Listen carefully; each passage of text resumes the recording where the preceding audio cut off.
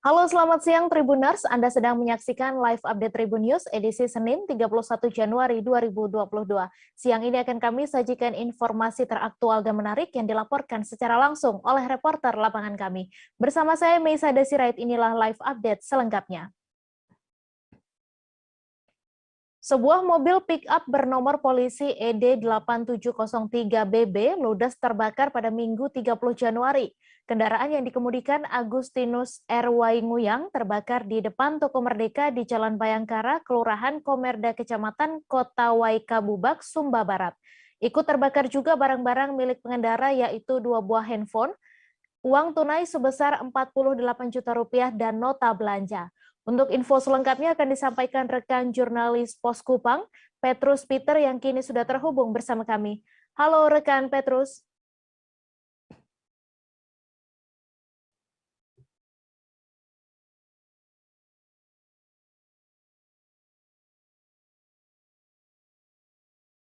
Halo rekan Petrus.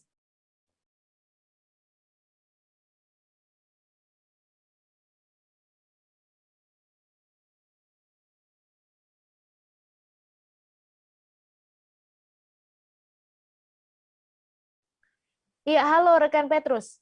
Ya, halo, selamat siang, Mei. Ya, selamat siang. Silakan dengan informasi Anda dapat dijelaskan bagaimana kronologi terbakarnya pick-up tersebut. Ya, selamat siang. Dapat saya laporkan informasi kejadian terbakarnya sebuah pick-up yang berlangsung di kilometer 2, Kelurahan Merda, Kota Kabupaten Sumba Barat, NTT, berawal pada hari Minggu sekitar pukul 11.45, sebuah mobil pick-up yang dikendarai oleh sopir ataupun sekaligus pemilik Pak Martinus Erwaingu, hendak membeli semen dan memarkir kendaraan di depan Toko Merdeka. Tempatnya berada di Jalan Bayangkara, Kota Waikabubak, Kabupaten Sumba Barat, NTT. Begitu sesampai mobil terparkir, sopir Pak Martinusnya keluar dari mobil lalu menutup mobilnya. Terus begitu membuka pintu mobil, dia turun lalu melihat ada api menyala di samping bagian belakang mobilnya. Api itu begitu menyala cepat hingga membakar ludes kendaraan miliknya itu. Sementara yang bersangkutan hanya berusaha menyelamatkan diri dan menyaksikan kendaraan itu ludes terbakar dan semuanya. Demikian, saya kembalikan. Ya, kemudian apa penyebab terbakarnya pick-up tersebut dan berapa jumlah kerugian yang dialami oleh pengendara?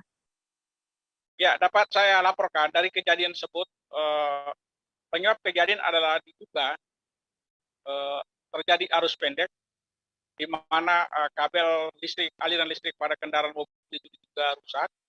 Ditambah lagi dengan dugaan mobil tangki juga bocor sehingga terjadi gesekan, ada percikan api. Dari percikan api itu merambat membakar badan mobil hingga hangus semuanya.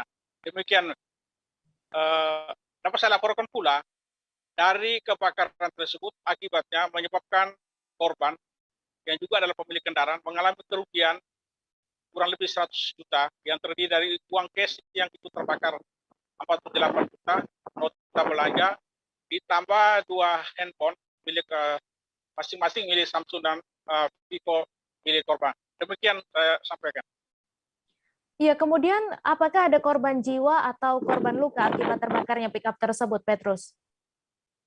Dari kejadian tersebut memang tidak ada korban jiwa ataupun korban luka terbakar, namun dapat dipastikan bahwa mobil milik korban semuanya hangus terbakar. Demikian saya kembali. Baik, terima kasih rekan Petrus atas laporan Anda. Selamat bertugas kembali. Kita beralih ke informasi selanjutnya, Tribuners. Ular sepanjang 4 meter menghebohkan warga Desa Gosong, Telaga Barat, Kecamatan Singkil Utara, Kabupaten Aceh Singkil pada Minggu 30 Januari. Ular tersebut tergali alat berat yang sedang bekerja dan berada sekitar 50 meter dari rumah warga. Warga yang mengetahui keberadaan ular tersebut kemudian berlarian mendatangi lokasi. Untuk info selengkapnya akan disampaikan rekan jurnalis Serambi News, Dede Rosadi yang kini sudah terhubung bersama kami. Halo, Dede. Halo, Mei. Siang. Ya, selamat siang Dede, silahkan dengan informasi Anda. Apakah warga di sana sudah sering melihat ular berukuran besar seperti ini? Cukup sering, terutama ular ini biasanya muncul ke pemukiman penduduk itu ketika pada musim penghujan. Dan wilayah Singkil sendiri memang dataran rendah dan banyak gambut, sehingga ketika musim penghujan biasanya ular memang pada keluar dan sering ular-ular berukuran besar ini masuk ke pemukiman penduduk, kemudian kadang masuk ke kandang ayam, kandang hewan peliharaan lain, dan biasanya memangsanya. Nah, yang paling dikhawatirkan oleh warga Aceh Singkil sendiri, ular ini ketika masuk ke pemukiman penduduk, karena biasanya anak-anak banyak bermain, dan itu yang paling mengkhawatirkan pada orang tuanya. Karena biasanya memang sering anak-anak juga ketika bermain ini bertemu dengan ular yang cukup besar. Demikian, Mei. Iya, kemudian Dede, apakah masih banyak ular yang berukuran besar yang ada di Kabupaten Aceh Singkil hingga saat ini? Masih banyak, ini disebabkan wilayah Aceh Singkil ini masih banyak hutannya, kalaupun sudah beralih fungsi jadi perkebunan, umumnya memang perkebunan kelapa sawit. Nah, termasuk yang ditemukan kemarin atau tergali alat berat kemarin itu berada di perkebunan kelapa sawit. Ketika alat berat sedang membuat parit, dan ternyata dia ditemukan ular atau tergali ular berukuran besar dan jaraknya sangat dekat sekali dengan rumah penduduk, hanya berjarak kurang dari 50 meteran.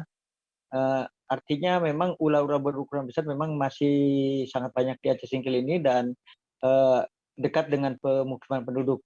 Dan biasanya pada malam hari juga ketika kita berkendaraan di jalan raya di Kabupaten Aceh Singkil ini, kita juga kerap melihat memang ular melintas di jalan raya, di jalan besar ketika kita berkendaraan. Demikian, Mike. Ya, kemudian Dede, bagaimana kemudian antisipasi dari warga untuk mencegah ular mengganggu hewan peliharaan mereka? Mungkin berkat pengalaman, masyarakat Aceh Singkil ini ada antisipasi tersendiri untuk mencegah ularnya masuk ke kandang hewan peliharaan. Biasanya mereka membuat pagar. Nah, pagarnya ini bukan dari kayu atau bambu atau besi atau tembok gitu, tapi pagarnya itu terbuat dari jaring penangkap ikan yang biasa digunakan untuk menangkap ikan di laut. Nah, dengan jaring ini biasanya ular tidak bisa masuk ke kandang karena memang udah terperangkap di jaring yang dijadikan pagar oleh masyarakat di Aceh Singkil. Demikian. Baik, terima kasih Dede Rosadi atas laporan Anda. Selamat bertugas kembali.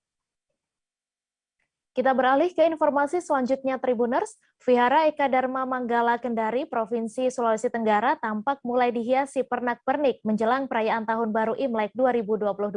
Vihara yang diresmikan oleh Gubernur Sultra Ali Mazi pada tahun 2008 lalu ini mulai tampak bergantungan lampion pada Minggu 30 Januari. Menurut pantauan di Vihara Eka Dharma Manggala Kendari sendiri, aneka buah seperti nanas dan apel mulai dipersiapkan panitia saat Imlek 2022 nanti. Terlihat juga sesekali jemaat berkunjung di Vihara pertama kota Kendari itu dengan membawa sanak keluarganya. Untuk info selengkapnya akan disampaikan rekan Husni Hussein, wartawan Tribun Sultra yang kini sudah terhubung bersama kami. Halo rekan Husni.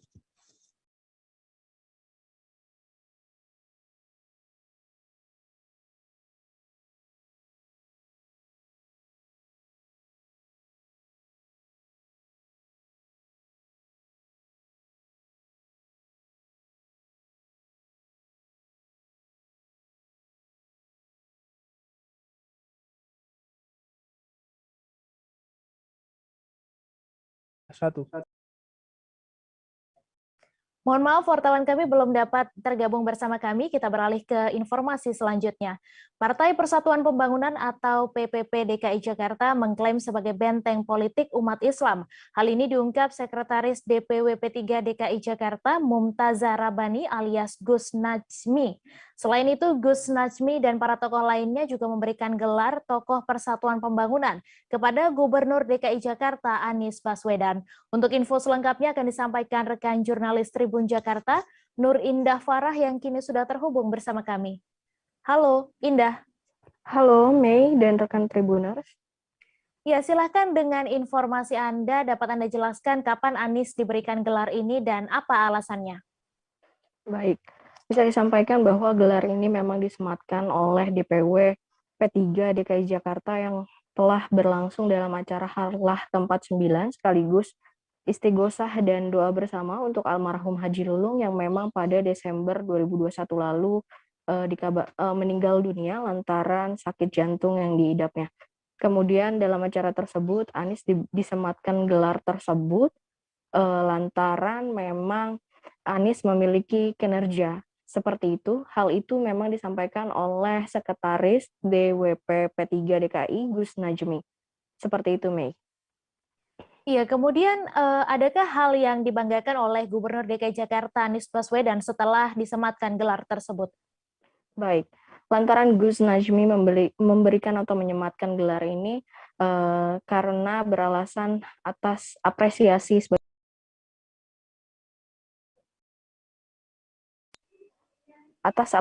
dari kinerja Anies, memang bisa disampaikan bahwa Gus Najmi sendiri sebelumnya menyebutkan bahwa Jakarta menjadi pelopor dalam menggalakkan misi vaksinasi 100%, di mana Anies berhasil menangani kasus COVID-19 secara cepat, seperti itu yang disampaikan oleh Gus Najmi. Kemudian dia juga membanggakan dari sektor olahraga, di mana memang Jakarta sebentar lagi akan menyambut pencapaian progres pembangunan 100% Jakarta International Stadium atau disingkat dengan JIS. Sehingga ketika diberi panggung oleh P3, di mana Anies menyampaikan seperti menyampaikan apa yang disampaikan oleh Gus Najmi sebelumnya, di mana ia turut membanggakan terkait progres JIS, di mana JIS sendiri memang progresnya sudah mencapai lebih dari 96%. Di situ Anies membanggakan bahwa JIS nantinya tidak hanya bisa dipakai untuk kegiatan pertandingan olahraga saja, namun kegiatan majelis taklim seperti yang diadakan oleh P3 kemarin, seperti doa bersama dan istighosah dapat dilaksanakan di JIS, lantaran Anies mengusung konsep kesetaraan di mana setiap warga Jakarta dapat menikmati kemegahan atau kemewahan Jakarta International Stadium. Seperti itu, Mei. Baik, terima kasih Nur Indah Farah atas laporan Anda, dan Tribuners, wartawan kami juga telah menghimpun wawancara dengan Gubernur DKI Jakarta Anies Baswedan. Berikut tayangannya untuk Anda. Naikkan Pak statusnya. Iya. DBD juga naik Pak. Selamat ulang tahun untuk P3 dan kita berharap P3 terus menjadi salah satu penjaga persatuan di Jakarta. Kemudian hari ini juga mendoakan Ibu Haji Lulung yang kita tahu beliau adalah seorang yang aktif di dalam kegiatan kepartaian P3 dari mulai pusat DPC sampai dengan DPD. Kita doakan agar nanti lebih banyak lagi tokoh-tokoh muncul dari P3 seperti Haji Lulung. Itu aja dulu. Pak, Vihara Eka Dharma Manggala Kendari Provinsi Sulawesi Tenggara tampak mulai dihiasi pernak-pernik menjelang perayaan Tahun Baru Imlek 2022. Vihara yang diresmikan oleh Gubernur Sultra Ali Mazi pada tahun 2008 lalu ini mulai tampak bergelantungan lampion pada Minggu 30 Januari. Menurut pantauan di Vihara Eka Dharma Manggala Kendari ini, aneka buah seperti nanas dan apel mulai dipersiapkan oleh panitia. Terlihat juga sesekali jemaat berkunjung di Vihara pertama Kota Kendari itu dengan membawa sanak keluarga. Untuk info selengkapnya akan disampaikan rekan Husni Husain, wartawan Tribun Sultra yang kini sudah terhubung bersama kami. Halo Husni.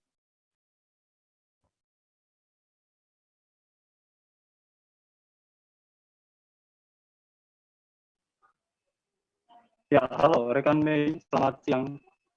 Ya, selamat siang Husni, silakan dengan informasi Anda berdasarkan pantauan Anda di sana, bagaimana persiapan vihara ini saat Anda berkunjung ke sana? Ya, baik Mei, dapat saya laporkan bahwa memang betul kemarin saat kami berkunjung ke Vihara Eka Dharma Manggala Kendari ini, kami melihat bahwa persiapan dari vihara menjelang Tahun Baru Imlek 2022 telah dipersiapkan oleh panitia vihara. Itu terlihat saat kita hendak berkunjung ke vihara ini. Di depan, tepat depan vihara terdapat lampion besar sekali seperti itu Mei yang digantungkan oleh panitia vihara. Kemudian masuk ke dalam, begitupun juga di dalam vihara berjejer bergelantungan rapi bergantungan lampion-lampion yang berwarnakan merah di dinding di langit-langit vihara. Kemudian sebenarnya tak banyak saat kami berkunjung kemarin tak banyak kesiapan yang dilakukan oleh panitia vihara karena memang H-1 kemudian baru hari ini vihara akan terlihat lebih meriah dari pada saat kami berkunjung, seperti itu, rekan Mei. Ya, kemudian menurut informasi yang Anda dapatkan, seperti apa nantinya pelaksanaan Imlek di Vihara Eka Dharma Manggala ini? Ya, Mei, memang betul kemarin saat kami berkunjung, kami juga sempat berbincang-bincang dengan salah satu panitia dan juga jamaat yang berada di vihara. Kemudian mereka mengatakan vihara, ibadah peribadatan vihara di vihara kali ini untuk Imlek itu sama halnya dengan perayaan-perayaan sebelumnya, yaitu akan dilaksanakan pada malam Imlek nantinya. Disebutkannya bahwa memang di sore ini nanti vihara akan mulai ramai dikunjungi oleh jamaat dari vihara untuk membawa sesajian seperti itu. Kemudian pada pelaksanaannya akan dijadwalkan pada malam hari sampai pada saat nanti malam pergantian tahun baru Imlek, seperti itu, rekan Mei. Kemudian besok paginya itu di sekira jam dari pagi sampai sekira pukul 10 para jamaat akan masih di rumah untuk bersingkrama sama keluarga. Kemudian nanti di jam 10 di jam 11 maksud kami akan kembali beribadah di vihara, seperti itu, Mei. Baik, terima kasih Husni Hussein dari Tribun Sultra atas laporan Anda. Selamat bertugas kembali. Kami akan kembali seusai jeda sejenak, saudara. Tetap di Live Update. Oke, apa kabar Bang Ariski di sini untuk strateginya? Kalau saya sendiri di Jumip 37 ini yang semalam baru mulai, Apa yang dirasakan saya udah Kak Fernita? Sebenarnya aku nggak ngerasa itu penangkapan atau penggerbegan atau apapun itu, karena gini loh, posisinya aku kriteria. Jadi kita mengenal disebut dengan stroke yang tidak berdarah dengan stroke yang berdarah. Stroke yang tidak berdarah itu biasanya ditandai dengan adanya penyumbatan. Kalau itu terjadi di sini mungkin pikirnya tidak ke situ kali ya, tapi kalau di Korea atau di Kamboja itu ada beberapa paper yang saya itu Mas, ya, dulunya tukang koran. Oh gitu ya, Tukang koran. Ya, saya baca itu Pak. Tuh kan, pernah baca kan? Ya. Jadi kalau saya jadi pangdam itu udah bersyukur banget. Si anak ini dijadikan sebagai tersangka begitu. Ya, kalau ini kita bicara yang di luar kasus Bongombo ya. Dikenal dengan nama hujan shower, di mana terdapat batas jelas antara daerah hujan dan tidak hujan yang biasanya terjadi pada fase awal mature stage atau tahap berbahaya dewasa. itu Kang. Jadi mulai artinya terjadinya perlembekan. Nah itu untuk penetrasi akan sulit. Gitu ya. Dok, saya ini menurut saya memang tidak mudah. Bukan urusan tanah diambil. Kalau misalnya Amerika Serikat sekarang, Rasulullah mengatakan dalam sebuah hadis bahwa berpuasa di 6 hari Syawal itu. Oke, apa kabar Bang Ariski di sini untuk strateginya? Kalau saya sendiri di Jumip 37 ini yang semalam baru mulai, Apa yang saya dirasakan udah Kak Fernita? sebenarnya aku nggak ngerasa itu penangkapan atau penggerbegan atau apapun itu, karena gini loh, posisinya aku kriteria. Jadi kita mengenal disebut dengan stroke yang tidak berdarah dengan stroke yang berdarah.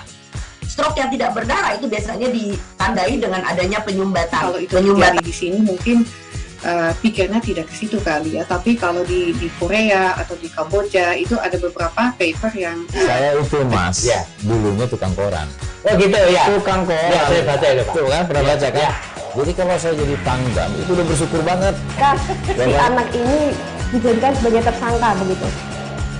Ya, kalau ini kita bicara yang di luar kasus Bongombo ya. Dikenal dengan nama hujan shower, di mana terdapat batas jelas antara daerah hujan dan tidak hujan yang biasanya terjadi pada fase awal mature stage atau tahap berbahaya dewasa. itu Kang. Jadi mulai artinya terjadinya perlembekan. Nah itu untuk penetrasi akan sulit. Gitu ya. Dok, saya ini menurut saya memang tidak mudah. Bukan urusan tanah diambil. Kalau misalnya Amerika Serikat sekarang, Rasulullah mengatakan dalam sebuah hadis bahwa berpuasa di 6 hari Syawal itu. Oke, apa kabar Bang Ariski di sini untuk strateginya? Kalau saya sendiri di Jumit 37 ini yang semalam baru mulai, Apa yang saya dirasakan udah Kopernita? Sebenarnya aku nggak ngerasa itu penangkapan atau penggerebegan atau apapun itu. Karena gini loh, posisinya aku Kriteria. lagi main. Jadi kita mengenal disebut dengan stroke yang tidak berdarah dengan stroke yang berdarah. Stroke yang tidak berdarah itu biasanya ditandai dengan adanya penyumbatan. Kalau itu terjadi di sini mungkin pikirnya tidak ke situ kali ya, tapi kalau di Korea atau di Kamboja itu ada beberapa paper yang Saya itu Mas, dulunya tukang koran. Oh gitu ya. Tukang koran. Ya, saya baca itu Pak. Tuh kan, pernah baca kan? Jadi kalau saya jadi pangdam, itu udah bersyukur banget. Si anak ini dijadikan sebagai tersangka begitu. Ya, kalau ini kita bicara yang di luar kasus Sebongombo ya. Dikenal dengan nama hujan shower, di mana terdapat batas jelas antara daerah hujan dan tidak hujan yang biasanya terjadi pada fase awal mature stage atau tahap Berbahaya dewasa. itu Kang. Jadi mulai artinya terjadinya perlembekan. Nah itu untuk penetrasi akan sulit. Gitu ya. Dok, saya ini menurut saya memang tidak mudah. Bukan urusan tanah diambil. Kalau misalnya Amerika Serikat sekarang, Rasulullah mengatakan dalam sebuah hadis bahwa berpuasa di 6 hari Syawal itu.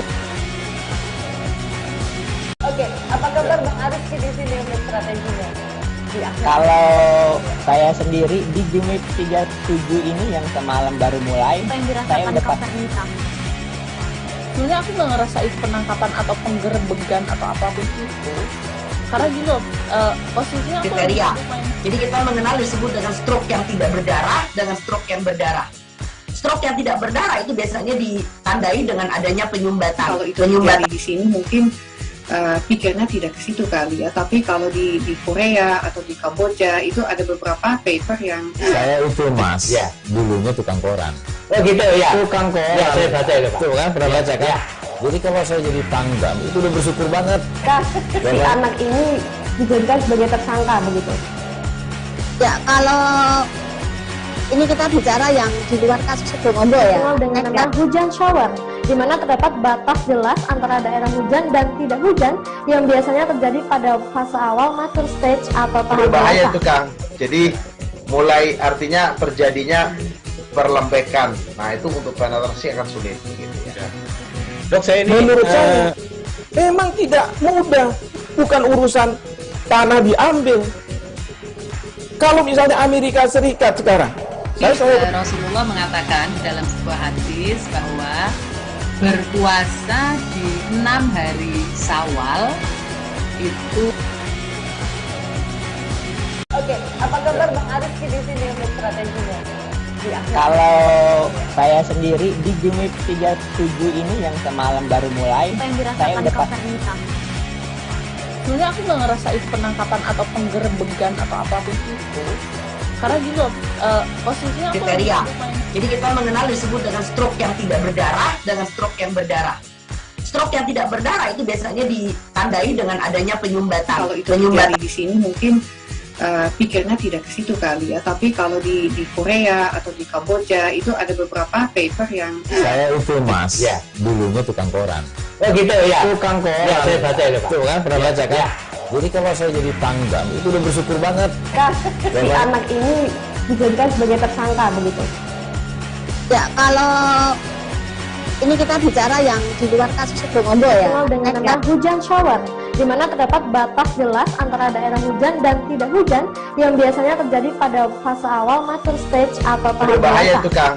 Jadi mulai artinya terjadinya perlembekan. Nah itu untuk penetrasi akan sulit. Gitu ya. Dok, saya ini menurut saya memang tidak mudah. Bukan urusan tanah diambil.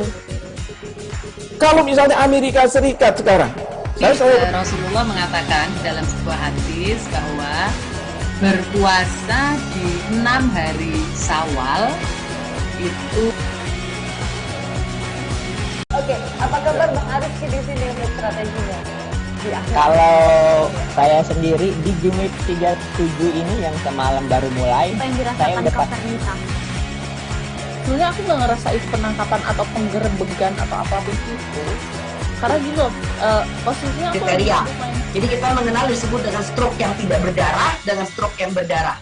Stroke yang tidak berdarah itu biasanya ditandai dengan adanya penyumbatan. Kalau itu terjadi di sini mungkin pikirnya tidak ke situ kali ya, tapi kalau di Korea atau di Kamboja itu ada beberapa paper yang Saya itu Mas, dulunya tukang koran.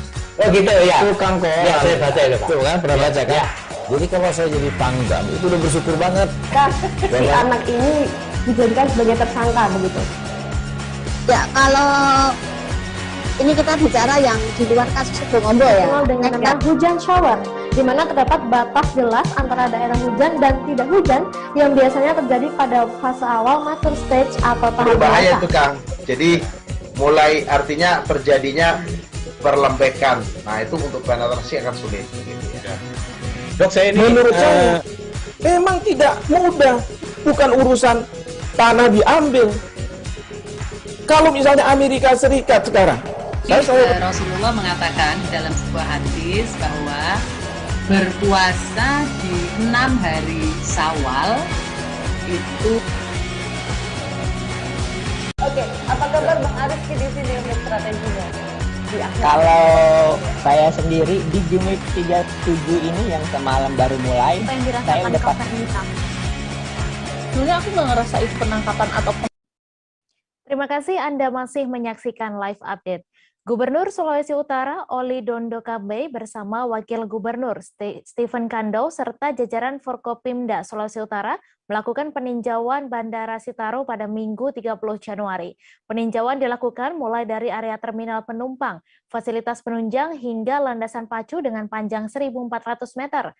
Meski tak banyak yang disampaikan Gubernur Oli, namun ia pun sempat berdialog dengan petugas bandara menanyakan berbagai kesiapan sarana dan prasarana serta sumber daya manusia yang bertugas. Untuk detail informasinya akan disampaikan langsung oleh rekan jurnalis Tribun Manado, Octavian Hermanses yang kini sudah terhubung bersama kami. Halo Octavian. Halo Mbak Mei. Ya, silakan dengan informasi Anda dapat dijelaskan apa saja yang dilakukan Gubernur Sulawesi Utara dalam peninjauannya di Bandara Bung Karno di Sitaro ini.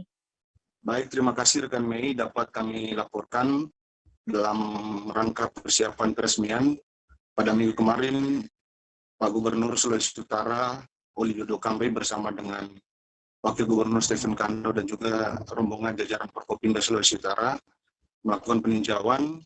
Dan setelah tiba di area terminal penumpang, Gubernur dan rombongan diterima langsung oleh petugas bandara dan sempat berdialog di area terminal bandara. Pada kesempatan tersebut, Gubernur sempat menanyakan beberapa hal terkait persiapan atau kesiapan dari bandara jelang waktu peresmian yang akan ditentukan nanti.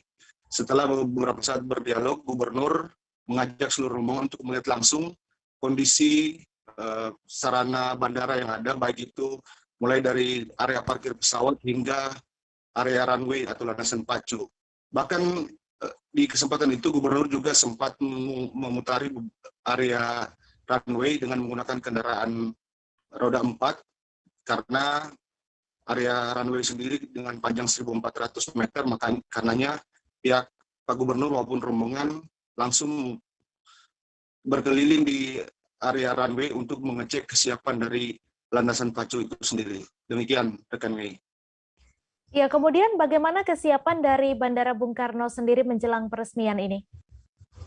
Baik, informasi yang kami peroleh dari petugas bandara, beberapa waktu lalu dari Kementerian Perhubungan Republik Indonesia telah melakukan pengecekan akhir terkait kesiapan bandara jelang waktu peresmian nanti. Nah, hasil dari pengecekan itu akan dibawa ke pusat untuk dibahas bersama dengan jajaran yang ada di Kementerian Perhubungan. Dari hasil pembahasan tersebut nantinya akan ditentukan sejauh mana kesiapan dari bandara dan termasuk untuk penetapan waktu peresmian. Bahkan informasi yang kami peroleh juga diagendakan peresmian akan dilakukan langsung oleh Presiden Joko Widodo serentak dengan peresmian beberapa sarana infrastruktur yang ada di wilayah Sulawesi Utara seperti halnya jalan tol Manado Bitung maupun Bandara Samratulangi. Demikian rekan Mei. Ya, kemudian apa saja langkah yang dilakukan pemerintah daerah dalam rangka persiapan untuk peresmian bandara ini? Sejauh ini dari pantauan kami beberapa waktu yang lalu dari jajaran pemerintah daerah telah melakukan beragam persiapan, diantaranya terkait pembenahan area bandara, baik dari sisi kebersihan lingkungan, dari pihak pemerintah daerah yang dipimpin langsung Bupati Kepulauan Sitar Evangelian Sasingen, menginstruksikan seluruh jajaran aparatur sipil negara di lingkup pemerintah daerah menggelar bersih-bersih area bandara. Bahkan direncanakan akan dilakukan penataan taman oleh pemerintah daerah dan segala sesuatu yang terkait untuk persiapan atau dukungan dari pemerintah daerah, pemerintah selalu berkoordinasi dengan pihak petugas bandara untuk suksesnya persiapan peresmian nanti. Dan sedikit tambahan untuk rekan Mei dan juga seluruh Tribuners, bahwa nama Bung Karno sendiri itu baru sebatas usulan. Jadi nama ini telah diusulkan lewat pemerintah provinsi ke Kementerian Perhubungan. Nantinya untuk kepastian akan pemberian nama tersebut akan ditetapkan.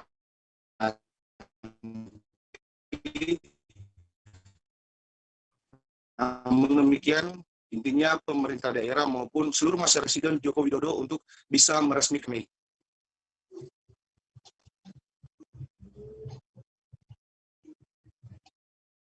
Halo, rekan Octavian. Ya, rekan.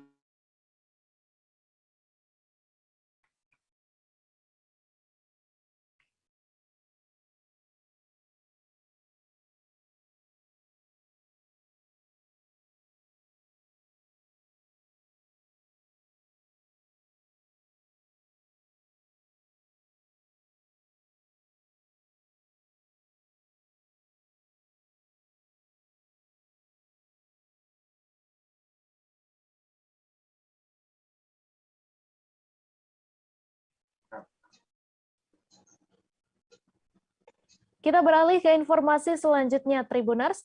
Bukan hanya masyarakat umum, para pedagang di Pasar Induk Rau Kota Serang juga mengeluhkan kelangkaan minyak goreng hingga harga yang harus dinaikkan. Para pedagang mengaku mengeluh saat pemerintah menekan harga minyak goreng menjadi Rp14.000 per liternya. Sedangkan harga minyak dari pihak distributor dibanderol dengan harga sekitar Rp18.000 hingga Rp20.000 per liter. Untuk detail informasinya akan disampaikan langsung oleh rekan jurnalis Tribun Banten, Ahmad Tajudin yang kini sudah terhubung bersama kami. Halo, rekan Tajudin. Halo rekan Mei dan Tribuners. Ya, silakan dengan informasi Anda dapat dijelaskan bagaimana pantauan Anda selama di Pasar Induk Rau Kota Serang ini mengenai minyak goreng seharga Rp14.000, apakah ada atau tidak? Baik rekan Mei, perlu diketahui bahwa kemarin pada hari Minggu 30 Januari 2022, di mana Tribun Banten mencoba menelusuri di Pasar Rau Kota Serang untuk mencari tahu mengenai tentang minyak seharga Rp14.000. Namun ketika ditemui di beberapa toko yang ada di Pasar Rau, di mana mereka mengungkapkan bahwa hampir beberapa hari ini tidak ada harga minyak yang dibanderol seharga Rp14.000. Di mana rata-rata di Pasar Rau untuk minyak, harga minyak berkisaran harga mulai dari Rp19.000 hingga Rp21.000, Mei. Ya, kemudian bagaimana tanggapan dari pedagang di Pasar Rau sendiri mengenai kebijakan pemerintah tentang harga minyak goreng Rp14.000 per liternya? Baik. Untuk informasi dari beberapa pedagang yang telah berhasil diwawancarai, mereka mengatakan bahwa untuk kebijakan pemerintah mengenai harga minyak seharga Rp14.000 mungkin bisa diterapkan bukan hanya di minimarket saja, di mana untuk di Kota Serang sendiri beberapa minimarket yang menjual harga Rp14.000 itu hanya terbatas di beberapa minimarket, sedangkan di pasar tradisional itu tidak ada minyak yang harga Rp14.000.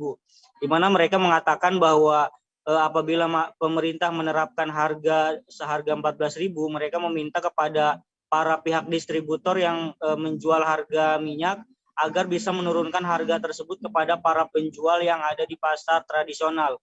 di mana mereka mendapatkan harga minyak itu sekitar harga 18.000 hingga 20.000, sehingga mereka menjual dari harga 20 hingga 21.000 per liternya, Mei. Ya, kemudian bagaimana tanggapan dari pemerintah setempat sendiri terkait hal tersebut? Baik, untuk dari pihak pemerintah sendiri, Tribun Banten mencoba mengkonfirmasi kepada Wali Kota Serang, di mana beliau mengatakan bahwa untuk minyak harga 14.000 mungkin bisa ditemui di beberapa tempat di Kota Serang. Apabila ditemukan kelangkaan terhadap minyak yang harga 14.000, maka Pemkot Serang sendiri akan terjun untuk melakukan operasi di beberapa lokasi yang ada di pasar yang ada di Kota Serang, di mana Wali Kota Serang sendiri mengungkapkan bahwa hal itu sudah mengikuti kebijakan pemerintah pusat, di mana pemerintah pusat telah mengajukan untuk harga minyak sendiri yaitu 14.000, sehingga apabila ada oknum-oknum yang menjual harga minyak lebih dari 14.000, maka Pemkot Serang akan segera menindaknya, Mei. Baik, terima kasih Ahmad Tajudin atas laporan Anda, dan Tribuners, wartawan kami juga telah menghimpun wawancara dengan salah seorang pedagang sembako di Pasar Induk Rau Serang. Berikut tayangannya untuk Anda. Sekarang ya masih biasa normal 21 per liter. Kayaknya belum udah 20. Normal 21 per liter. Iya. Kalau untuk yang 14.000 itu emang karena stoknya nggak ada atau gimana, Pak? Itu kena subsidi dari pemerintah kan. Yang harga udah kalau di pasar emang nggak ada, nggak pernah nemuin di sini mah. Yang harganya 14.000. Iya, itu kan cuma dari pemerintah, nggak tahu melalui siapa subsidinya, nggak tahu. Kalau di pasar nggak ada sih. Jadi rata-rata sekitar 19, 20, 21 ya? Iya, tapi dengar-dengar yang akan datang tuh nggak tahu berapa gitu minggu depan. Udah ada pemberitahuan dari Saleh juga. Cuma nggak tahu apa minggu depan, apa minggu depannya lagi. Katanya mau turun, bimoli juga. Kalau untuk informasi mengenai pemerintah mau menurunkan lagi harganya 11.000, tahu nggak, Pak? Kurang tahu, belum dapat. Tanah longsor terjadi di area pertambangan batu granit milik PT RAI yang terletak di Pangke Barat, Kecamatan Meral Barat, Karimun, Kepulauan Riau pada Sabtu 29 Januari. Kejadian longsor tersebut mengakibatkan 1 korban tewas tertimbun. Korban diketahui merupakan warga Telaga 7 RT 3 RW 3 Kelurahan Sungai Lakam Barat, Kecamatan Karimun. Untuk kabar selengkapnya akan disampaikan rekan wartawan Tribun Batam, Yeni Hartati, yang kini sudah terhubung bersama kami. Halo rekan Yeni. Halo. Ya, silakan Yeni, dengan informasi Anda dapat dijelaskan bagaimana kronologi longsornya kawasan pertambangan di Pangke Barat ini. Baik, insiden kejadian longsornya area atau kawasan pertambangan milik PT RAI ini bermula pada Sabtu 29 Januari 2022, di mana PT RAI ini terletak atau berada di Jalan Desa Pangke Barat, Kecamatan Meral Barat, Kabupaten Karimun, bermula pada seorang warga yang bernama Hardiansyah melintas di jalan atau area pertambangan tersebut menggunakan sepeda motor merek Beat. Kemudian pada saat melintas, seketika tebing atau tanah yang berada di area pertambangan itu longsor yang mengakibatkan fiber penyanggah di sekitar area beserta korban dan motornya tertimbun sekitar setengah meter, sehingga pada saat pengevakuasian korban dilakukan dengan alat pemberat yakni eskavator. Kemudian pada saat evakuasi, korban ini sempat diberi minum oleh warga setempat, namun korban tidak dapat diselamatkan hingga akhirnya korban dilarikan ke pihak keluarga yang berada di Kelurahan Sungai Lakam Barat, Kecamatan Karimun. Demikian, Mei. Iya, kemudian apakah kejadian serupa pernah terjadi di kawasan pertambangan di Karimun sendiri? Baik, untuk kejadian longsornya di area pertambangan wilayah Kabupaten Karimun ini merupakan kali pertamanya, Mei. Ya, kemudian Bagaimana aktivitas pertambangan di kawasan tersebut, Yeni? Baik, diketahui pertambangan yang ada di Kabupaten Karimun, salah satunya ini PT RAI, yang dimana untuk area atau kawasan pertambangan ini sering dijadikan atau aktivitas masyarakat setempat untuk melakukan atau mengambil hasil dari pertambangan berupa batu-batuan yang hasilnya diperjualbelikan. Demikian, Mei. Baik, terima kasih Yeni Hartati atas laporan Anda, dan Tribuners, wartawan kami juga telah menghimpun wawancara dengan Kasat Reskrim Polres Karimun. Berikut tayangannya untuk Anda.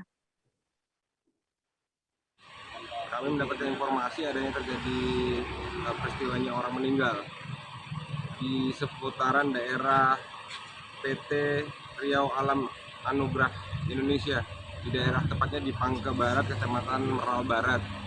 Kemudian korban adalah seorang laki-laki umur 52 tahun bernama Erdiansyah, yang dimana beliau tinggal di seputaran Sungai Lakam, dan ada beberapa saksi yang juga kita sudah ambil keterangan, di mana yang bersangkutan mengendarai sebuah motor dengan jenis motor bebek Honda Beat, dan kemudian kejadiannya memang sangat cepat sekali. Dengan kita tadi dibantu ada teman-teman yang ada di sana, masyarakat juga, untuk mengevakuasi korban.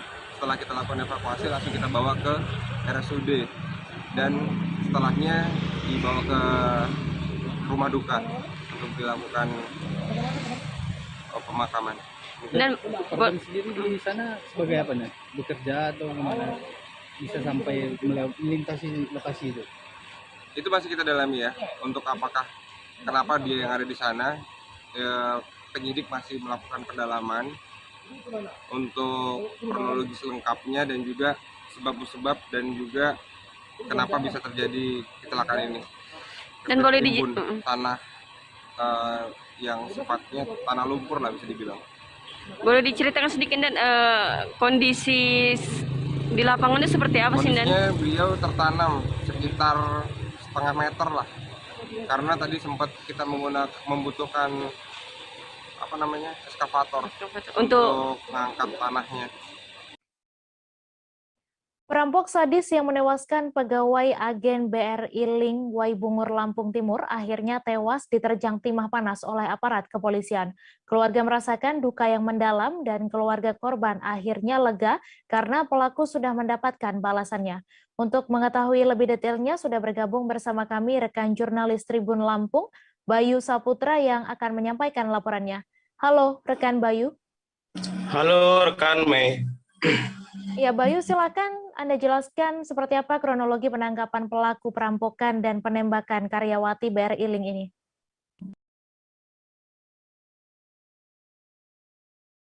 Bahwasannya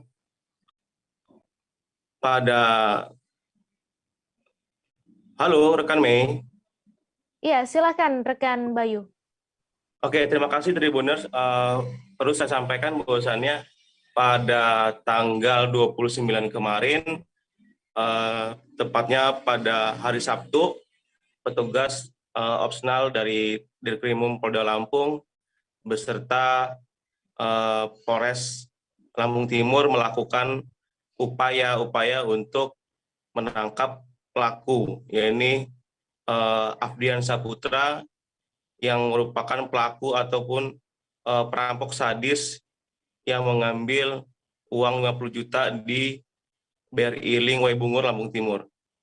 Adapun kronologis penangkapan tersebut bahwasannya sejak dilakukannya pengejaran dari tanggal 21 Januari lalu, saat kejadian polisi bergerak cepat dan didapati bahwasannya barang-barang bukti dan petunjuk-petunjuk atas terjadi tersebut sudah diketahui oleh pihak kepolisian. Nah, tepatnya pada hari Sabtu tanggal hari Sabtu tanggal 29 pukul 17.00 atau tepat meninggalnya korban Lely Agustin, dan tepat pula pada pukul 17.00 juga pelaku perampok tersebut meninggal dan tewas ditembak oleh aparat kepolisian, karena pada saat itu baku tembak terjadi di desa Pemetung Basuki, Kecamatan Buai Peliung, Kabupaten Aku Timur, Sumatera Selatan, dan akhirnya polisi melumpuhkan dengan timah panas. Begitu rekan Mei. Iya, kemudian dari pihak keluarga sendiri seperti apa respons atas penangkapan pelaku yang ditembak mati ini? Oke, rekan Mei dan Tribuners, bahwasannya pihak keluarga sangat merasa lega karena anaknya Lely Agustin ini yang sempat kemarin ditembak oleh pelaku, keluarga akhirnya merasa lega karena sudah ditangkap ditangkap dengan kondisi tewas, hingga akhirnya keluarga merasa bangga terhadap aparat kepolisian yang telah menangkap, yang telah menewaskan pelaku kurang lebih 8 hari setelah kejadian. Begitu rekan Mei. Ya, kemudian bagaimana perkembangan kasus ini setelah pelaku ditembak mati? Oke, rekan Mei dan pemirsa Tribuners, pada saat kemarin konferensi pers disampaikan oleh Dirkrimum Polda Lampung dan Kabid Humas Polda Lampung, Pak Pandra dan Pak Renal, bahwasannya ada 3 pelaku lainnya, pelaku jahat yang rekan dari Afdian Saputra ini. Ketiganya telah diamankan aparat kepolisian untuk dilakukan pendalaman lebih lanjut. Begitu rekan Mei. Baik, terima kasih Bayu Saputra atas laporan Anda. Selamat bertugas kembali. Kita beralih ke informasi selanjutnya, Tribuners. 2 tim asal Kabupaten Minahasa Utara, yakni PSMU dan Putra Kelabat, melaju ke babak 8 besar Piala Suratin U13 dalam pertandingan terakhir fase grup 1 Sulut pada Minggu 30 Januari di lapangan Denzipur Minut. PSMU dan Putra Kelabat tampil perkasa dengan menggilas lawan masing-masing. PSMU melibas Sulut United Football Academy atau SUFA dengan skor 2-0, sementara Putra Kelabat tampil dengan mengandaskan Maesa dengan skor 2-1. Ketua KNPI Sulawesi Utara, Rio Dondokambe, juga turut larut dalam pesta kemenangan PSMU dan Putra Kelabat. Untuk informasi selengkapnya akan disampaikan langsung oleh rekan jurnalis Tribun Manado, Arthur Rompis, yang kini sudah terhubung bersama kami. Halo Arthur.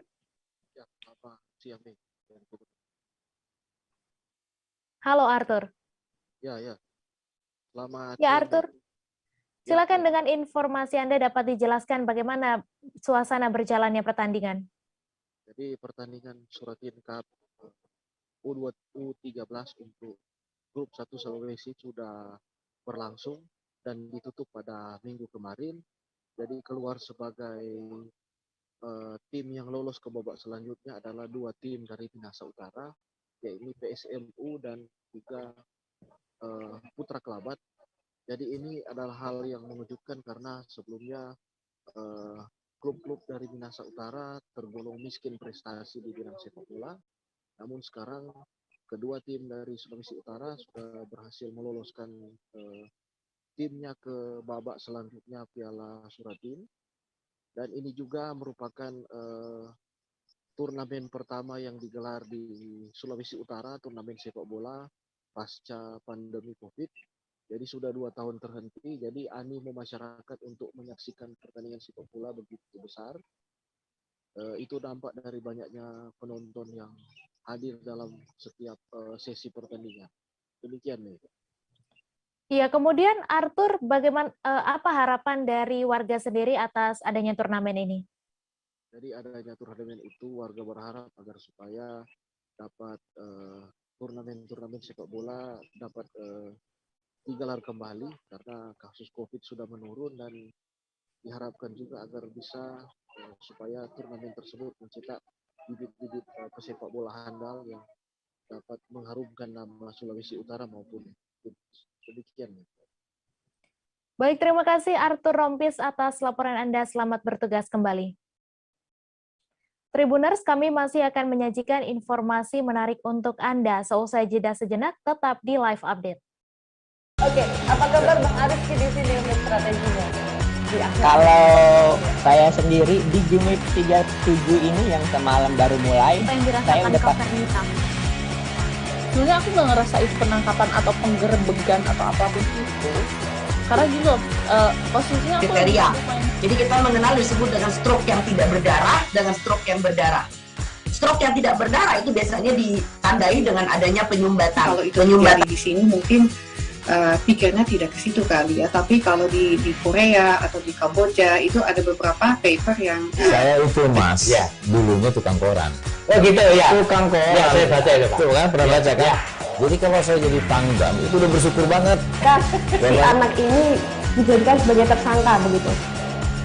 Ya, kalau ini kita bicara yang di luar kasus Sebongondo ya. Dengan nama hujan shower, di mana terdapat batas jelas antara daerah hujan dan tidak hujan yang biasanya terjadi pada fase awal mature stage atau tahap berbahaya itu Kang. Jadi mulai artinya terjadinya perlembekan. Nah itu untuk penetrasi akan sulit. Gitu ya. Dok, saya ini menurut saya memang tidak mudah, bukan urusan tanah diambil. Kalau misalnya Amerika Serikat sekarang, Rasulullah mengatakan dalam sebuah hadis bahwa berpuasa di 6 hari Syawal itu. Oke, apa kabar Bang Aris di sini untuk strateginya? Kalau saya sendiri di Jumit 37 ini yang semalam baru mulai, saya udah sebenarnya aku nggak ngerasa itu penangkapan atau penggerebegan atau apapun itu. Karena gini loh, posisinya aku kriteria. Jadi kita mengenal disebut dengan stroke yang tidak berdarah dengan stroke yang berdarah. Stroke yang tidak berdarah itu biasanya ditandai dengan adanya penyumbatan. Kalau itu terjadi di sini mungkin pikirnya tidak ke situ kali ya, tapi kalau di Korea atau di Kamboja itu ada beberapa paper yang saya itu mas, ya, dulunya tukang koran. Oh gitu ya, tukang koran. Ya, saya baca itu Pak. Tuh kan, pernah baca kan? Ya. Jadi kalau saya jadi pangdam itu udah bersyukur banget. Si anak ini dijadikan sebagai tersangka begitu. Ya, kalau ini kita bicara yang di luar kasus Sebongondo ya. Dengan nama hujan shower, di mana terdapat batas jelas antara daerah hujan dan tidak hujan yang biasanya terjadi pada fase awal mature stage atau tahap berbahaya itu Kang. Jadi mulai artinya terjadinya perlembekan. Nah itu untuk penetrasi akan sulit. Gitu ya. Dok, saya ini menurut saya memang tidak mudah, bukan urusan tanah diambil. Kalau misalnya Amerika Serikat sekarang, Rasulullah mengatakan dalam sebuah hadis bahwa berpuasa di 6 hari Syawal itu. Oke, apa kabar Bang Aris di sini untuk strateginya? Kalau saya sendiri di Jumit 37 ini yang semalam baru mulai, saya udah sebenarnya aku nggak ngerasa itu penangkapan atau penggerebegan atau apapun itu. Karena gini loh, posisinya aku kriteria. Jadi kita mengenal disebut dengan stroke yang tidak berdarah dengan stroke yang berdarah. Stroke yang tidak berdarah itu biasanya ditandai dengan adanya penyumbatan. Kalau itu terjadi di sini mungkin pikirnya tidak ke situ kali ya, tapi kalau di Korea atau di Kamboja itu ada beberapa paper yang saya itu mas, ya, dulunya tukang koran. Oh gitu ya, tukang koran. Ya, saya baca itu Pak. Tuh kan, pernah baca kan? Ya. Jadi kalau saya jadi pangdam itu udah bersyukur banget. Si anak ini dijadikan sebagai tersangka begitu. Ya, kalau ini kita bicara yang di luar kasus Sebongondo ya. Dengan nama hujan shower, di mana terdapat batas jelas antara daerah hujan dan tidak hujan yang biasanya terjadi pada fase awal mature stage atau tahap berbahaya itu Kang. Jadi mulai artinya terjadinya perlembekan. Nah itu untuk penetrasi akan sulit. Gitu ya. Dok, saya ini menurut saya memang tidak mudah, bukan urusan tanah diambil. Kalau misalnya Amerika Serikat sekarang, Rasulullah mengatakan dalam sebuah hadis bahwa berpuasa di 6 hari Syawal itu. Oke, apa kabar Bang Ariski di sini untuk strateginya? Kalau saya sendiri di Jumit 37 ini yang semalam baru mulai, saya udah pasti. Sebenarnya aku nggak ngerasa itu penangkapan atau penggerebegan atau apapun itu. Karena gini loh, posisinya aku kriteria. Jadi kita mengenal disebut dengan stroke yang tidak berdarah dengan stroke yang berdarah. Stroke yang tidak berdarah itu biasanya ditandai dengan adanya penyumbatan. Kalau itu terjadi di sini mungkin pikirnya tidak ke situ kali ya. Tapi kalau di Korea atau di Kamboja itu ada beberapa paper yang saya itu mas, ya dulunya tukang koran. Oh gitu ya. Tukang koran. Ya, saya baca itu Pak. Tuh kan pernah baca kan? Ya. Jadi kalau saya jadi pangdam itu udah bersyukur banget. Si anak ini dijadikan sebagai tersangka begitu. Ya, kalau ini kita bicara yang di luar kasus Sebongombo ya. Dengan nama hujan shower, di mana terdapat batas jelas antara daerah hujan dan tidak hujan yang biasanya terjadi pada fase awal mature stage atau tahap berbahaya dewasa. itu Kang. Jadi mulai artinya terjadinya perlembekan. Nah itu untuk penetrasi akan sulit. Gitu ya. Dok, saya ini menurut saya memang tidak mudah, bukan urusan tanah diambil. Kalau misalnya Amerika Serikat sekarang, Rasulullah mengatakan dalam sebuah hadis bahwa berpuasa di 6 hari Syawal itu. Oke, apa kabar Bang Ariski di sini untuk strateginya? Kalau saya sendiri di Jumit 37 ini yang semalam baru mulai, saya udah pasti. Sebenarnya aku nggak ngerasa itu penangkapan atau penggerebegan atau apapun itu. Karena gini loh, posisinya aku kriteria. Jadi kita mengenal disebut dengan stroke yang tidak berdarah dengan stroke yang berdarah. Stroke yang tidak berdarah itu biasanya ditandai dengan adanya penyumbatan. Kalau itu terjadi di sini mungkin pikirnya tidak ke situ kali ya. Tapi kalau di Korea atau di Kamboja itu ada beberapa paper yang saya itu mas, ya dulunya tukang koran. Oh gitu ya. Tukang koran. Ya, saya baca itu Pak. Tuh kan pernah baca kan? Ya. Jadi kalau saya jadi pangdam itu udah bersyukur banget. Si anak ini dijadikan sebagai tersangka begitu. Ya, kalau ini kita bicara yang di luar kasus Sebongombo ya. Dengan nama hujan shower, di mana terdapat batas jelas antara daerah hujan dan tidak hujan yang biasanya terjadi pada fase awal mature stage atau tahap berbahaya dewasa. itu Kang. Jadi mulai artinya terjadinya perlembekan. Nah itu untuk penetrasi akan sulit. Gitu ya.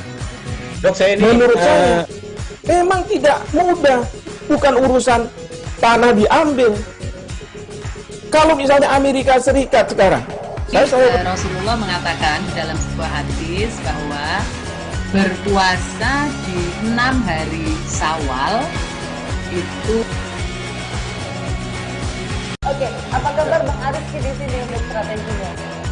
Kalau saya sendiri di Jumit 37 ini yang semalam baru mulai, saya udah pasti. Sebenarnya aku nggak ngerasa itu penangkapan atau penggerebegan atau apapun itu. Karena gini loh, posisinya aku kriteria. Jadi kita mengenal disebut dengan stroke yang tidak berdarah dengan stroke yang berdarah. Terima kasih Anda masih menyaksikan live update. Kawasan Pasar Gede dan Balai Kota Solo dipenuhi kerumunan pada Minggu 30 Januari malam. Hal ini membuat kendaraan macet mengular hingga Jalan Slamet Riyadi. Berdasarkan pantauan di Jalan Slamet Riyadi sejak pukul 21 waktu Indonesia Barat, dipenuhi antrian kendaraan bermotor baik roda 2 maupun roda 4. Antrian tersebut terjadi mulai dari Simpang 4 Nonongan hingga Pasar Gede. Terlihat masyarakat sedang berfoto-foto berlatar belakang lampion di Jembatan Kali Pepe dan patung harimau air di sekitar Balai Kota Solo. Untuk detail informasinya akan disampaikan langsung oleh rekan jurnalis Tribun Solo, Mardon Widianto yang kini sudah terhubung bersama kami. Halo, Mardon. Ya, selamat siang, rekan Mike. Ya, selamat siang rekan Mardon. Silakan dengan informasi Anda, bagaimana pantauan Anda di sejumlah titik di Solo di hari menjelang Imlek ini? Oke, untuk pantauan jalan di beberapa titik di Kota Solo terbilang masih ramai lancar, tidak untuk pagi hingga siang ini tidak terlalu seperti biasa ramai lancar, tidak ada kemacetan seperti itu. Namun pada hari malam kemarin dipenuhi masyarakat yang datang di satu titik, yaitu di balai kota, yang menyebabkan jalan di penghubung Jalan Sudirman hingga sampai Tiadi timbulkan kemacetan. Namun saat ini masih terbilang ramai lancar, tidak ada kemacetan. Ya, kemudian Mardon, apa upaya yang dilakukan oleh Satpol PP untuk menangani ribuan warga yang berbondong-bondong ke lokasi ini? Oke, terima kasih. Untuk Satpol PP sendiri selalu mengimbau kepada masyarakat di lapangan, terutama di lokasi, untuk tetap jaga prokes dan utamakan 5M. Ya, kemudian terakhir Mardon, skema apa yang disiapkan saat hari H perayaan Imlek ini terkait keamanannya? Untuk skema sendiri masih belum saya pikirkan karena saat ini masih seperti biasa, skemanya untuk hanya penjagaan dan himbauan saja. Sementara. Baik, terima kasih Mardon atas laporan Anda. Selamat bertugas kembali. Kita beralih ke informasi selanjutnya, Tribuners. Menjelang perayaan Hari Raya Imlek pada 1 Februari 2022, sejumlah kelenteng di Kuala Tungkal tengah mempersiapkan diri menuju perayaan tersebut. Di Kuala Tungkal sendiri ada 3 kelenteng yang akan merayakan Imlek, salah satunya kelenteng Kuan Kong Bio yang merupakan kelenteng terbesar di Kuala Tungkal. Untuk detail informasinya akan disampaikan langsung oleh rekan jurnalis Tribun Jambi, Danang Noprianto yang kini sudah terhubung bersama kami. Halo rekan Danang. Halo rekan Mei. Iya, Danang, silakan dengan informasi Anda bagaimana persiapan Imlek di Kuala Tungkal sendiri. Iya, terima kasih rekan Mei. Perlu saya informasikan kepada rekan-rekan Tribuners bahwa di Kota Kuala Tungkal ini ada 3 kelenteng yang merupakan kelenteng utama untuk warga etnis Tionghoa dalam beribadah, dan salah satunya merupakan kelenteng Kuang Kong Bio yang merupakan kelenteng terbesar di Kota Kuala Tungkal. Dan saat ini terlihat di kelenteng tersebut, terlihat persiapan di kelenteng cukup meriah, segala ornamen Imlek terlihat sudah terpasang. H-1 Imlek. Persiapan Imlek kelenteng ini antara lain ada lampion merah, kemudian pohon kumquat, bunga bermekaran, kertas merah bertuliskan sajak Cina, kemudian kerajinan paper cut, karakter full terbalik, kemudian jeruk mandarin, dupa, lilin, dan juga tempat beribadah yang sudah terlihat megah persiapannya menjelang Imlek pada esok hari, Mei. Ya, kemudian Danang, apa yang menjadi pembeda perayaan Imlek tahun ini dan tahun sebelumnya? Untuk perayaan sebagian besar memang tidak terlalu berbeda karena memang pada tahun ini masih sama seperti tahun sebelumnya, yaitu merupakan adanya pandemi COVID-19. Namun untuk pelaksanaannya memang pada tahun ini itu adalah karena tahun macan air. Dalam Feng Shui Cina, tahun macan air itu merupakan menjadi tahun perubahan yang menandakan situasi bisa berubah dengan cepat. Hal ini yang bisa berarti keadaan terpuruk dalam pandemi COVID-19 bisa berubah menjadi positif. Dan dalam Hari Raya Imlek pada tahun ini harapannya dapat meminta keselamatan, doa untuk keselamatan dan juga mudah rezeki. Itu. Ya, kemudian apakah ada tradisi khusus yang dilakukan pada perayaan kali ini, Danang? Untuk tradisi khusus sendiri, kalau untuk tradisi dalam Imlek sendiri yang ada di Tanjung Jabung Barat atau di Kota Kuala Tungkal itu seperti serba berwarna merah, kemudian berkumpul dengan keluarga, berdoa, ziarah ke kelenteng, berbagai hongbao atau angpau, kemudian tradisi yuseng itu masih terus dilakukan. Namun ada 2 tradisi yang tidak dilaksanakan karena aturan atau dilarang di masa pandemi COVID-19, yang itu tidak ada kegiatan atau tradisi barongsai dan juga petasan dan kembang api yang tidak diperbolehkan sejak 2 tahun lalu, rekan. Baik, terima kasih Danang atas laporan Anda. Selamat bertugas kembali. Kita beralih ke informasi selanjutnya, Tribuners. 2 ekor buaya yang salah satunya diduga melakukan penyerangan terhadap Ketua DPRD Bangka, Iskandar Sidi, pada 2 bulan lalu, akhirnya berhasil ditangkap. Setelah sekian lama dilakukan upaya pencarian dan sempat beberapa kali memanggil pawang yang berbeda-beda, 2 ekor buaya ini akhirnya berhasil tertangkap di perairan dekat kebun milik Iskandar di Desa Air Anyir Merawang, Bangka. Buaya tersebut berhasil ditangkap oleh 3 orang pawang yang berasal dari Desa Bukit Layang, Kecamatan Bakam, pada Jumat 28 Januari malam. Untuk info selengkapnya akan disampaikan rekan Arya Bima, wartawan Bangka Pos yang kini sudah terhubung bersama kami. Halo rekan Arya. Ya, halo rekan Mei dan Tribuners semuanya. Iya, Arya, silakan dengan informasi Anda, berapa ukuran serta bobot buaya yang berhasil ditangkap tersebut dan akan dikemanakan buaya ini nantinya? Ya, baiklah rekan Mei dan Tribuners, pertama-tama perlu saya sampaikan bahwa memang pada hari Jumat tanggal 29 Januari tahun 2022 malam telah tertangkap ataupun telah ditangkap 2 ekor buaya yang memang salah satunya diduga melakukan penyerangan terhadap Ketua DPRD Bangka, Bapak Iskandar Sidi, beberapa bulan yang lalu. Nah, 2 ekor buaya ini sendiri ditangkap dengan ukuran berbeda-beda. Yang mana buaya pertama ditangkap dengan ukuran sekitar panjang 2 meter dan bobot sekitar 50 kg. Sedangkan untuk buaya yang lebih kecil itu ukuran panjangnya sekitar 1 meter dengan bobot sekitar 15 kg. Nah, diketahui kedua buaya tersebut berjenis kelamin jantan dan keduanya akan diberikan kepada pengusaha swasta yang memang memiliki penangkaran buaya untuk dirawat ataupun dipelihara. Iya, kemudian dapat Anda jelaskan bagaimana proses penangkapan 2 ekor buaya tersebut, Arya?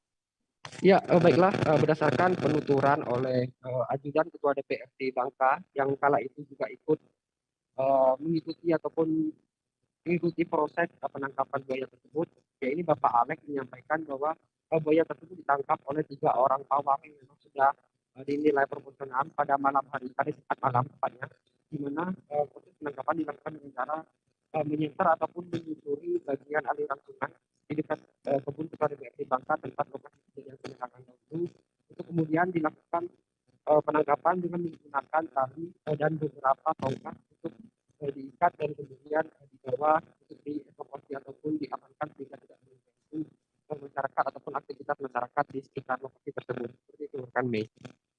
Ya, baik. Rekan Arya, dapat Anda jelaskan kembali secara singkat kejadian penyerangan buaya yang menimpa Ketua DPRD Bangka pada beberapa waktu lalu? Ya, baiklah, mungkin perlu saya sampaikan kembali ya bahwa pada tanggal 1 November tahun 2021 lalu Ketua DPRD Bangka, yaitu Bapak Iskandar Sidi, diserang oleh seekor buaya. Kala itu di mana dirinya sedang mencuci tangan di salah satu aliran sungai setelah melakukan atau memupuk kebun-kebun sawit miliknya, di mana penyerangan terhadap buaya tersebut mengakibatkan luka ataupun betis sebelah kiri Ketua DPRD Bangka mengalami luka yang cukup dalam sehingga harus dilakukan penjahitan ya ataupun jahit. Oleh karena itu, setelah kejadian tersebut, Ketua DPRD Bangka mencari pawang-pawang buaya yang memang dikhususkan untuk menelusuri aliran sungai tersebut untuk menangkap buaya yang memang dinilai sudah meresahkan dan sudah banyak mengganggu masyarakat sekitar. Seperti itu, rekan Mei. Baik, terima kasih Arya Bima atas laporan Anda, dan Tribuners, wartawan kami juga telah menghimpun wawancara dengan ajudan Ketua DPRD Bangka. Berikut tayangannya untuk Anda.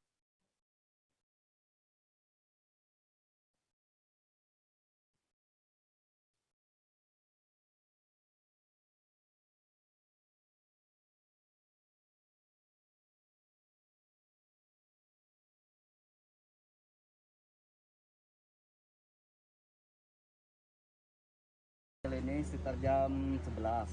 Jam 11. Nah, ini sekitar jam 2. Ini sekitar jam 2 nih. 2 ya, itu Oke. Cara mancingnya gimana tuh orang, Bang? Mereka itu pakai tombak. Pakai tombak. Iya, pakai tombak.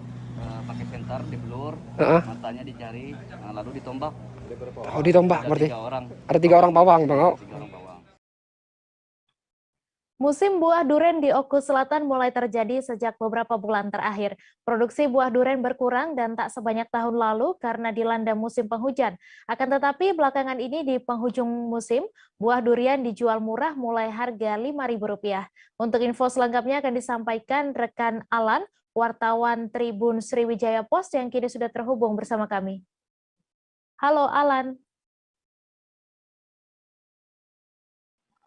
Ya, halo. Rekan Mei.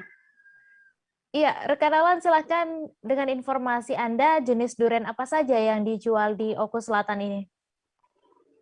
Ya, rekan Mei, untuk jenis durian yang dijual di tepian jalan raya di Kabupaten Selatan ada beberapa jenis yaitu durian jenis tembaga dan juga jenis yang biasa itu yang dan juga ada juga yang jenis durian terong seperti itu, rekan Mei. Iya, kemudian berapa harga per buahnya untuk durian jenis terong sendiri dan selisih harganya bagaimana dibanding durian pada umumnya? Untuk durian jenis terong ini memang ukuran cukup kecil, tapi harganya cukup murah, rekan Mei. Harga yang dipatok para penjual itu seharga Rp5.000 saja. Sementara untuk durian yang biasa, durian tembaga dan lain-lainnya ini kisaran di angka Rp25.000 hingga Rp20.000. Jadi selisihnya itu kisaran Rp15.000 hingga Rp10.000, rekan.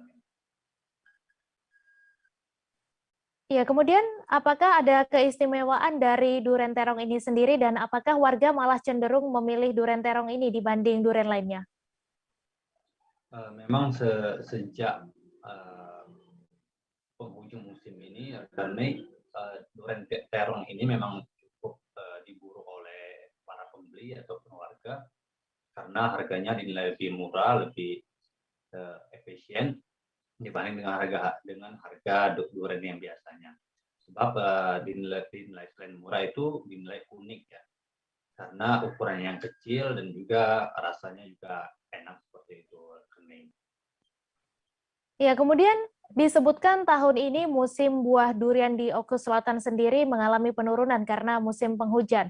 Mungkin bisa Anda gambarkan bagaimana pengaruh musim penghujan itu terhadap panen durian tahun ini?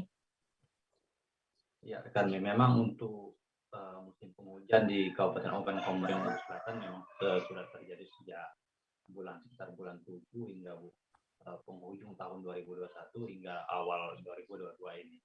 Jadi untuk dampaknya sendiri pada buah durian ini memang saat masa pembungaan itu karena hujan yang lebat itu menyebabkan bunga itu rontok sehingga yang menjadi buah dari durian itu sedikit berkurang seperti itu, sehingga menyebabkan musim panen itu berkurang dari tahun-tahun sebelumnya seperti itu, rekan. Baik, terima kasih rekan Alan atas laporan Anda. Selamat bertugas kembali. Informasi tadi sekaligus menutup perjumpaan kita dalam live update hari ini. Tribuners, lantaran masih di tengah pandemi, kami kembali mengingatkan untuk selalu menerapkan protokol kesehatan dimanapun Anda berada.